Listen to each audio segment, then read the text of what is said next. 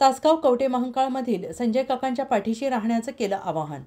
संविधानाला धक्का लावता येणार नाही। संविधान धोक्यात असल्याच्या खोट्या नरेटिव्ह चालवून लोकसभेला विरोधकांनी मोठी चाल खेळली, पण 370 कलम आठवून काश्मीर आज संविधान लागू करून दाखवणाऱ्या महायुती सरकारने संविधानाचे खऱ्या अर्थानं रक्षण केलं आहे। नरेंद्र मोदींचे नेतृत्व बाबासाहेब आंबेडकरांचे संविधान मजबूत करणार आहे आणि त्यामुळे येणाऱ्या निवडणुकीत संजय काका पाटील यांना मोठ्या मताधिक्यानं लोक विजयी करतील असा विश्वास सामाजिक न्यायाचे केंद्रीय मंत्री रामदास आठवले यांनी व्यक्त केला आहे।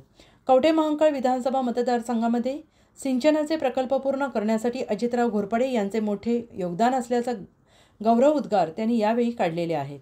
महायुती आणि राष्ट्रवादी काँग्रेस पक्षाचे तासगाव कवठे महांकाळ मतदारसंघाचे उमेदवार संजय काका पाटील यांच्या प्रचारासाठी सावळज येथे आयोजित प्रचारसभेत आठवले बोलत होते आणि यावेळी बोलताना रामदास आठवले म्हणाले, माझी जन्मभूमी कवठे महांकाळ तर कर्मभूमी तासगाव आहे, त्यामुळे माझ्या भागातील माझे लोक हे संजय काकांच्या पाठीशी ठामपणे उभे राहतील असा मला विश्वास आहे। आणि यावेळी बोलताना माजी मंत्री अजितराव घोरपडे सरकार म्हणाले, तासगाव तालुक्याचे गेल्या 35 वर्षात फक्त वाटोळ झालेला आहे।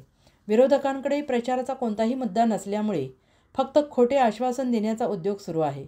तरुणांच्या हाताला काम मिळायला पाहिजे, म्हणून विकासाचे नवे पर्व सुरू करण्यासाठी महायुतीला संधी द्या असं आवाहन त्यांनी यावेळी केलेलं आहे। आणि यावेळी बोलताना संजय काका म्हणाले, महायुतीच्या उमेदवाराच्या प्रचारासाठी रामदास आठवले साहेबांना राज्यभर जावं लागत आहे, तरीसुद्धा ते मला पाठिंबा देण्यासाठी या ठिकाणी उपस्थित राहिले, त्याबद्दल मी त्यांचा ऋणी आहे।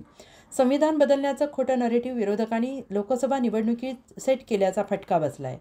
संविधान बदलण्याचा निर्णय होणार नाही तर तसं काही झालं तर मी सगळ्यात पुढे असेन आणि त्याचा विरोध करण्यासाठी मी उभा राहीन। मला आमदार म्हणून काम करण्याची संधी द्या असं आवाहन संजय काका पाटील यांनी केलं आहे। विरोधकांवर प्रसंग आला आहे बाका, कारण या ठिकाणी निवडून येणार आहे संजय काका। ओ बात करते है बड़ी बड़ी, लेकिन चुनके आने वाले है संजय काका की घडी। रामदास आठवले यांच्या कवितेची संपूर्ण चर्चा मतदारसंघात होती। पत्रकार राजेंद्र शिंदे, झी न्यूज।